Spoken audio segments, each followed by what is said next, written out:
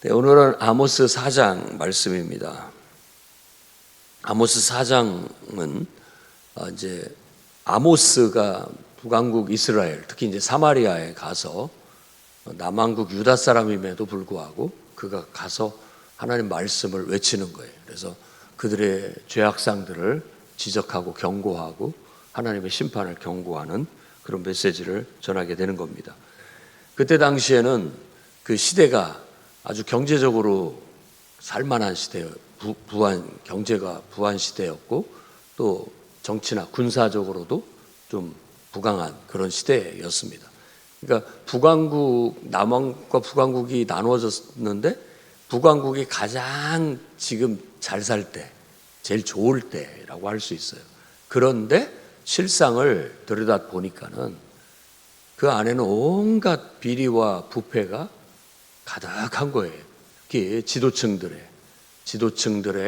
부패가 너무 심해서 빈부의 차가 극심하고 가난한 자들은 너무 힘들어하고 힘없는 자들은 너무 고통을 받고 그저 기득권자들만 배부르는 그런 이상한 풍토가 되게 되었다고 이 아모스서는 얘기하고 있어요. 그래서 아모스는 원래 그 이름 뜻도 짐진 자, 뭐 이런 뜻을 갖고 있습니다. 짐을 나르는 자. 그의 어떤 사명의 의미가 그 이름 속에도 담겨져 있는 것 같아요. 정말 남왕국 유다 사람이면서도 남왕국 유다 왕국의 사람임에도 불구하고 북왕국까지 가서 굳이 메시지를 전해야 되는 무거운 짐을 진 어떤 사명자 같은 느낌을 받습니다. 근데 그가 드고아 출신, 예루살렘 밑에 있는 한 도시의 양치기, 목자였고 또 뽕나무를 재배하는 농부였었어요. 근데 그 입장에서 그러니까 농부의 입장, 목자의 입장에서 봤을 때 자기와 같은 그런 백성들이 너무나 지도층들에게 압제당하고 있다라는 것에 대해서 이건 하나님의 불의라고 생각을 하고 하나님이 강력하게 그에게 메시지를 주시니까 그가 짐진 자와 같이 가서 복음을 하나님 말씀을 외치게 되었다고 볼 수 있습니다. 오늘 1절에서 3절 말씀 보면 사마리아 산에 있는 바산의 암소들이라고 하면서 풍자적으로 얘기를 해요. 지금 이 이스라엘 북왕국 이스라엘 이제 사마리아를 중심으로 한 그 기득권층들의 또 어떤 귀족들의 어떤 불의함을 지적하는데 그걸 풍자적으로 얘기를 하는 겁니다. 그들을 바산의 암소들이라고 그래요. 그러니까 소하면 우리도 뭐 어느 지역이 소가 유명한 것처럼 이 바산하면 소가 유명한데 그 중에서도 암소, 아주 비둥비둥 살이 찐 암소들을 빗대어서 말을 합니다. 그것은 어떤 귀족들의 귀부인들, 온갖 사치와 그리고 향락을 즐기는 귀부인들, 부유층들의 그런 것을 암시적으로 풍자적으로 말하고 있다고 볼 수 있어요. 그런데 그들이 정말 어떤 귀족이라고 한다면, 지도층이라고 한다면 자기들만 그냥 어떤 막 부를 축적하고 잘 살 것이 아니라 백성들이 골고루 이렇게 잘 살 수 있도록 해야 되는데 그런 의가 없어요. 그래서 힘없는 자를 학대하고 가난한 자를 압제하고 정말 남편에게 술 사오라고 조르고 이런 식으로 풍자를 해요. 그러니까 이게 지금 그들이 유흥과 탐욕과 사치에 빠져 있다라는 것을 이와 같이 말하고 있는 거예요. 그래서 부자가 되지 말라는 말이 아닙니다. 성경에서는 부자에 대해서 책임이 있다라고 늘 요구를 해요. 그러니까 권력을 갖지 말라는 것이 아닙니다. 권력을 가졌다면 하나님이 주셨다면 하나님이 너에게 준 그 책임을 다해라 라고 요구하고 있는 거예요. 그게 의라고 말하는 것이죠. 그런데 그걸 가지고 정말 사리사욕을 위해서만 만일 그걸 사용하게 된다면 하나님은 가만히 있지 않겠다라고 말씀하시는 거예요. 그래서 오늘 말씀에도 내가 낚시를 하든 너희들을 잡아내겠다, 끌어내겠다. 갈고리로 너희를 탁 깨어가지고 다 끌어내겠다. 그래서 멀리 너희를 끌고 가게 할 것이다. 그리고 무너진 성벽을 통해서 너희는 하르몬에 던져질 것이다 라고 말합니다. 그래서 여기서 하르몬, 이 지명을 성경에서 이렇게 한 번도 본 적이 없는 것 같아요. 그렇죠? 근데 이 하르몬이라는 지명은 어딘지 모릅니다. 다만 이 하르몬을 히브리어로 번역을 해서 그 의미를 새겨본다면 그것은 요새, 높은 곳이라는 뜻을 갖고 있습니다. 그래서 이렇게 생각할 수 있죠. 특히나 이 하르몬이라고 했을 때는 적의 요새. 그러니까 너희들을 성이 무너진 그 성벽을 통과해서 너희들을 하르몬에다 던진다라는 건 적진에다가 넘겨줘 버리겠다. 이런 의미를 갖고 있어요. 적의 요새에 넘겨주겠다. 이건 하나님이 분노하심으로써, 그러니까 기득권층들이 자신의 책임을 다하지 못하고 불의를 행하니까 하나님께서 그것을 벌하시겠다라는 그런 의미로 갖고 있는 겁니다. 그래서 오늘날 우리 그리스도인들도 기도하고 하나님의 축복을 구하되 하나님이 여러분에게 경제적인 축복을 주시고 또 사회적인 지위에 여러분들을 축복해서 올려놓으시거든 여러분은 그 위에 하나님이 그것을 주신 책임이 있다. 모든 힘 있는 자는, 그 힘을 가진 자들은 하나님이 그 힘을 주셨을 때 그에게 주어진 책임이 있다. 그래서 힘없는 자를 돌봐야 되고 약자들을 살펴야 되는 그런 책임을 가지고 있다라는 걸 알아야 됩니다. 그래서 진정한 왕이나 진정한 귀족이나 진정한 지도자는 바로 자기가 돌봐야 할 사람들을 질서 있게 또 건강하게 복되게 살 수 있도록 돌봐야 할 책임이 있다. 이것을 깨우치고 있다고 볼 수 있어요. 그래서 아모스서는 사회 정의를 강조하고 있다라고 대부분의 학자들은 그렇게 말합니다. 그래서 우리 그리스도인들도 각계각층에서 나름대로 하나님이 주신 지혜와 능력으로 높아지되 항상 높은 자리에 있을 때에는 자기 돌봐야 할 사람들이 더 많아진다라는 걸 잊어서는 안 되겠고 항상 자기 자신만의 사욕을 위해 살지 않고 전체를 돌보는데 더 책임을 다할 수 있어야 되겠습니다. 그 다음에 4절과 5절 말씀에 너희는 베들에 가서 범죄하며 길갈에서 죄를 더하며 아침마다 너희 희생을 3일마다 너희 11조를 드리며, 이 말이 잘못 생각하면 얼핏 보면 예배를 잘 드리고 있다 이렇게 보여집니다. 근데 이게 풍자적으로 말하고 있는 거예요. 그 끝부분을 보면 소리내어 낙헌제를 소리내어 선포하려무나라는 것이 약간 비꼬듯이 말하고 있는 거예요. 비꼬듯이. 그러니까 그런 걸 우리가 풍자적이라고 얘기를 하는 거죠. 뭐 잘해봐라 이런 식의, 너희가 지금 잘하고 있구나 이렇게 말을 하는 건데 사실상 말하려는 것은 너희가 지금 잘못하고 있다라는 것을 말하는 거예요. 그 끝부분에 5절 말씀 끝부분에 보면 너희가 기뻐하는 바다, 이것이 너희가 기뻐하는 바다.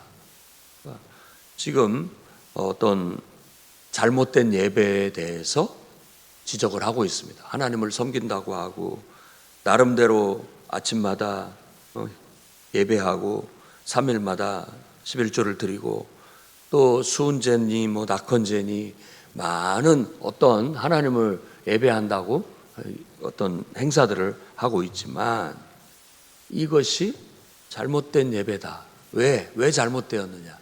예배라는 말을 우리가 지금 이렇게 드리는 예배라고만 생각하지 말고 예배라는 뜻을 할 때마다 항상 그 말이 나올 때마다 섬김으로 이해를 해야 됩니다. 하나님을 섬긴다.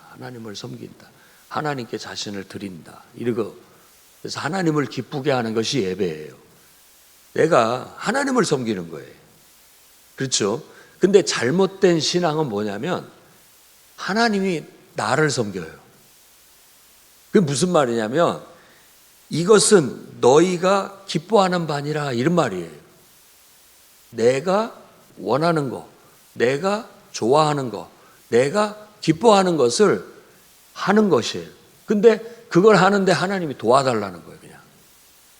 그러니까 하나님은 내가 하나님을 섬기는 것이 아니라 하나님이 나를 섬겨줘야 돼.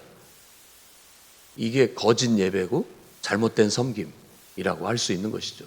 지금 북왕국 이스라엘 사마리아를 통해서 베델에다가 금송아지를 만들고 단에다가 금송아지를 만들고, 야, 예루살렘까지 갈 것 없다. 너희는 이 금송아지가 우리를 애굽에서 이끌어낸, 우리를 구원한 하나님이니까 여기서 예배드려라.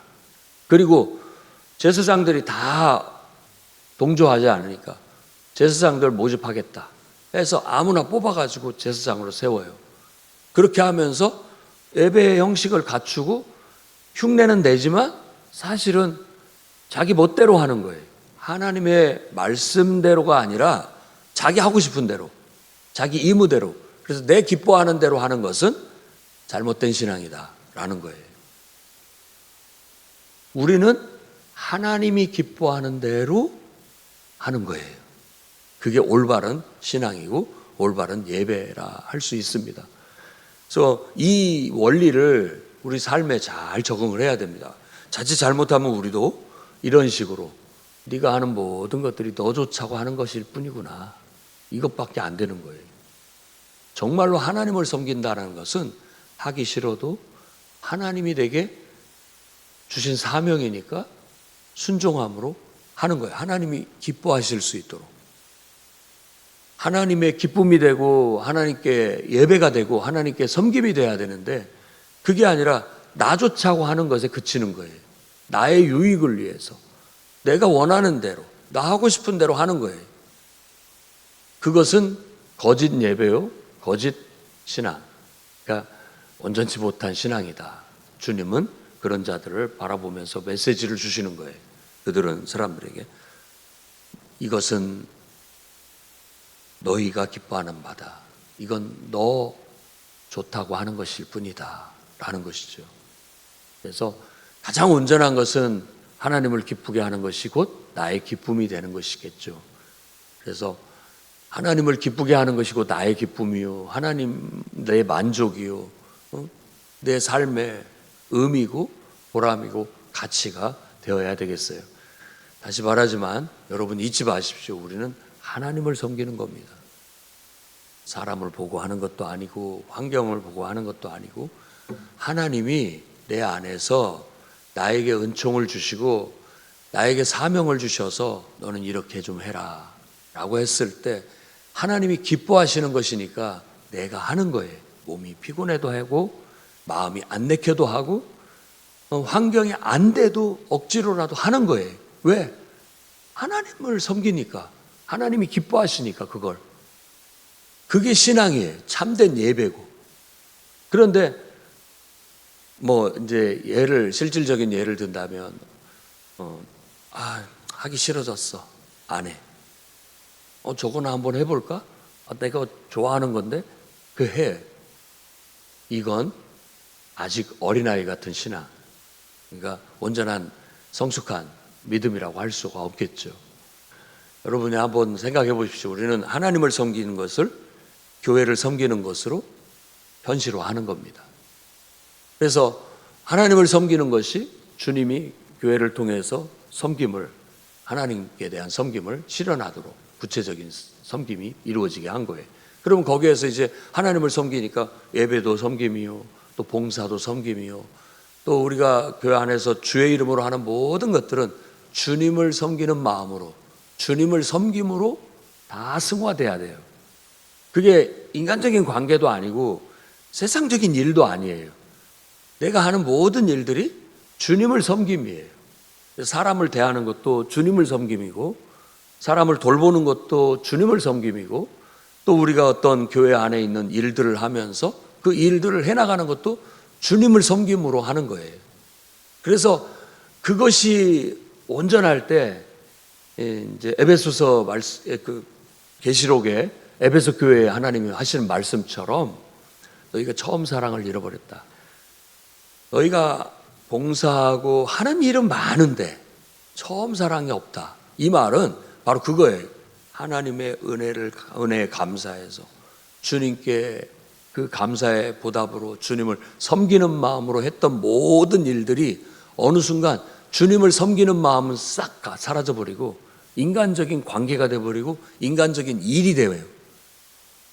그러다 보면은 차츰차츰 불평불만이 생기고 나아가서 나 좋으면 하고 나 싫으면 안 하는 자기중심적인 신앙이 돼버려서 딱 맞지는 않지만 이 사마리아가 금송아지를 섬기면서 자의적으로 숭배하는 그런 자의적 숭배에 머무르고 마는 거예요. 그래서 이걸 어떤 성경에서는 자의적 숭배라고 표현을 하고 있습니다. 금송아지를 하나님인 줄 알고 섬기는 신앙이고, 그 금송아지는 우리가 하나님을 내 마음대로 내 멋대로 나의 좋은 대로 만들어서 하나님은 이런 분이야, 나는 하나님을 섬기되 요렇게 섬길 거야, 내가 하는 거예요. 하나님 말씀에 이렇게 하라니까 내가 순종함으로 합니다. 하나님이 이렇게 기뻐하신다고 하니 내가 이렇게 합니다 라고가 아니라 내가 이게 좋으니까, 나는 이렇게 하고 싶으니까, 목사님 나는 이렇게만 할 거예요, 그러니까 더 이상 나한테 뭐 말하지 마십시오, 이런 건 다 자의적 숭배예요. 성숙한 신앙이 아닌 것이죠.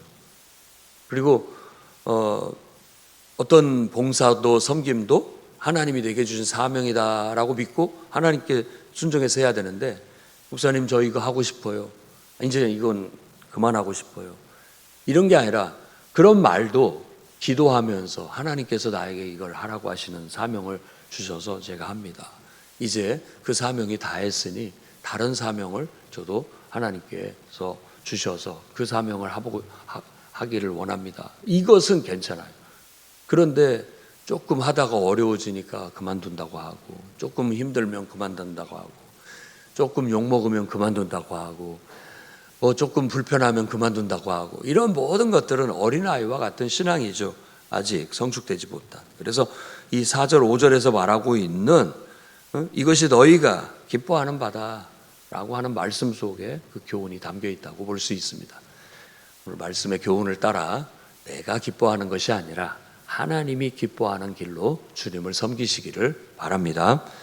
그 다음에 6절에서부터 11절까지는 너희가 나를 떠나 돌아오지 않았다, 내가 얼마나 많은 경고, 얼마나 많은 기회를 줬는데 그때마다 나는 너희들이 돌아서기를 바랬다, 깨닫고 돌아서기를 바랬다, 그런데 돌아서지를 않더구나 라고 안타까운 그런 하나님의 마음을 느낄 수가 있습니다. 하나님이 비를 멈추게 한 것도, 너희의 양식이 떨어지게 한 것도, 그러니까 이가 깨끗하다라는 말은 풍자적인 거예요.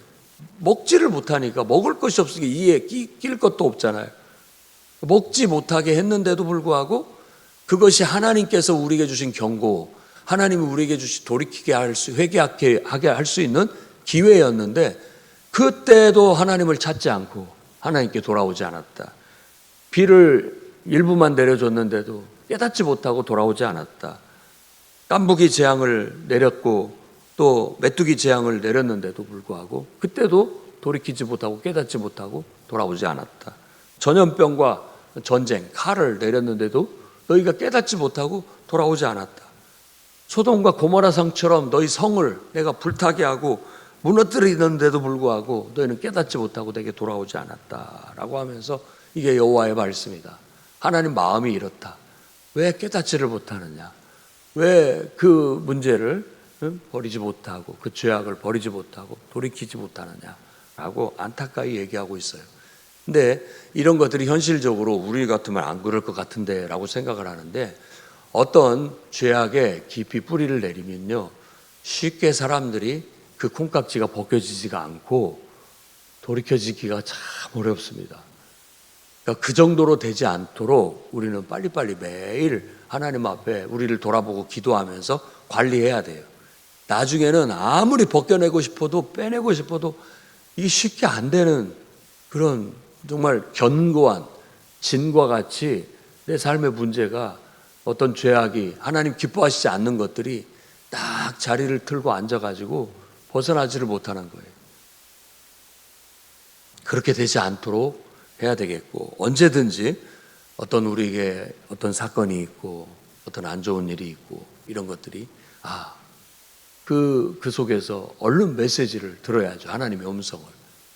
그래서 나의 어떤 문제, 성격의 문제나 또 나의 삶의 어떤 잘못된 태도의 문제나 또 어떤 삶의 잘못된 그런 행동의 문제나 이런 것들이 깨달아질 때 우리는 즉각적으로 뼈를 깎는 그런 아픔이 있더라도 정말 돌이켜서 회개하고 바로 설 수 있는 그런 믿음의 용기, 은혜가 있기를 바랍니다.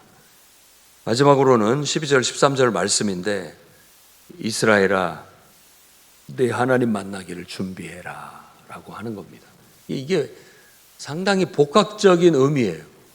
이스라엘아 내 하나님 만나기를 준비해라. 재현아 내 하나님 만나기를 준비해라. 거기에다가 자기의 이름을 넣어서 말해본다면 이 말이 두려움으로 와닿느냐 아니면 기쁨으로 와닿느냐 둘 큰 차이입니다. 큰 차이예요. 지금 이스라엘아 이제 네 하나님 만나기를 준비해라. 이것이 꼭 죽음을 예고하는 것 같은 느낌이 듭니다. 너 이제 하나님 만날 준비해라. 우리도 보통 이제 돌아가시는 분에게 그런 말을 하잖아요. 이제 하나님 만날 준비하십시다. 그 말은 이제는 내가 그동안에 살아왔던 모든 삶을 돌아보고 회개하고 또 철저히 회개하고 그러면서 주님을 만날 준비를 하는 것이죠. 그걸 지금 요구하고 있는 거예요. 왜냐하면 하나님 만나면 하나님 대면하면 이제 그때에는 큰일 날 수 있으니까 벌 받을 수 있고 혼날 수 있죠. 그러나 거꾸로 하나님을 만나는 것이 은혜가 되고 기쁨이 되고 축복이 되는 것도 있습니다.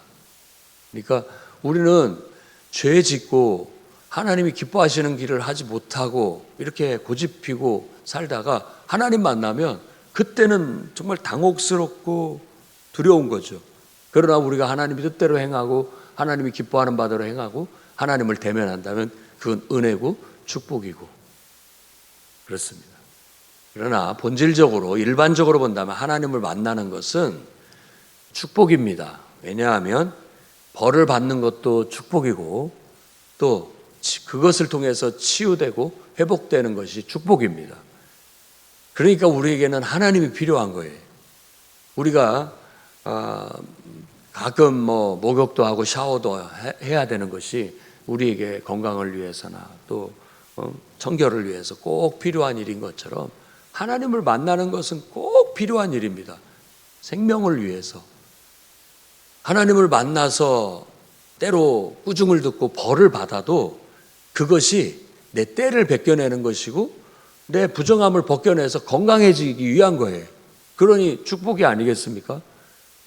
그렇게 해서 우리 안에 잘못된 것들은 도려내지고 치유되고 회복돼서 하나님 보시기에 합당한 건강한 인격과 건강한 모습으로 그리고 또 건강한 삶으로 다시 삶을 살 수 있다는 것은 축복이죠.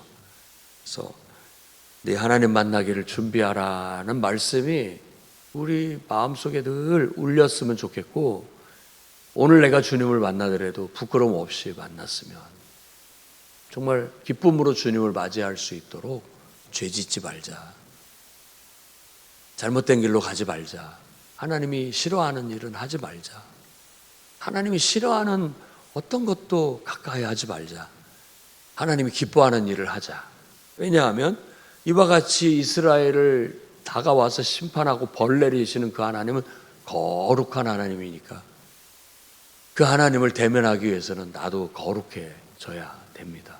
그래서 나이를 먹어간다는 것은 더 거룩해져 간다라는 의미를 가져요. 그래서 어떤 학자는 인생은 거룩을 향해서 달려가고 있다라고 그렇게 말합니다.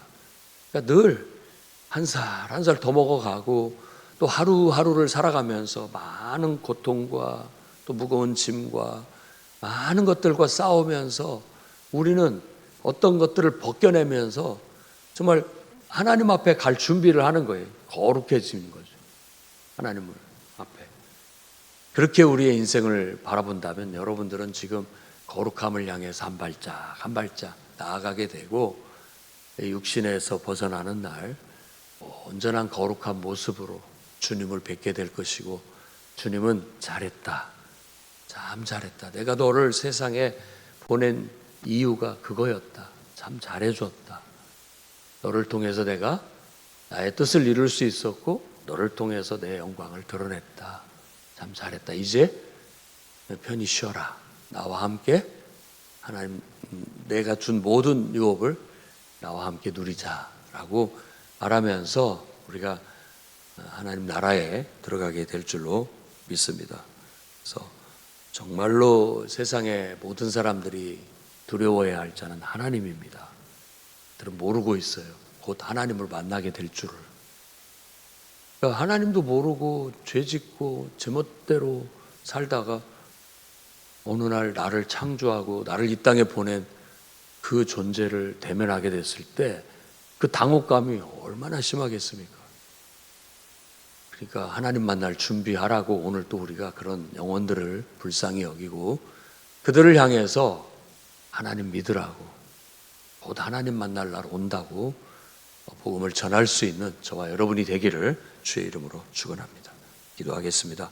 거룩하신 주님, 우리에게 주신 힘, 우리에게 주신 물질, 권력, 책임감 있게 하나님 뜻대로 잘 써서 어려운 자들을 돌보고 약자들을 돌보고 맡겨준 영혼들을 잘 이끌 수 있도록 축복해 주시옵소서. 주님, 우리의 예배가 거짓으로 치달아가지 않게 하시며 나의 기쁨을 위해서 모든 주님을 이용하는 일이 아니라 오히려 하나님의 기쁨을 위해 내가 헌신하고 주님을 섬기는 것이 온전히 이루어지게 해 주시옵소서. 주님, 언제든 하나님 만날 준비를 하고 살게 해 주시옵소서. 오늘 주님 앞에 가더라도 부끄러움 없는 하나님의 기쁨을 드리는, 하나님의 뜻을 이루고 하나님의 영광을 드러내는 그런 온전한 영적인 삶을 살아가게 해 주시옵소서. 예수님의 이름으로 기도드립니다.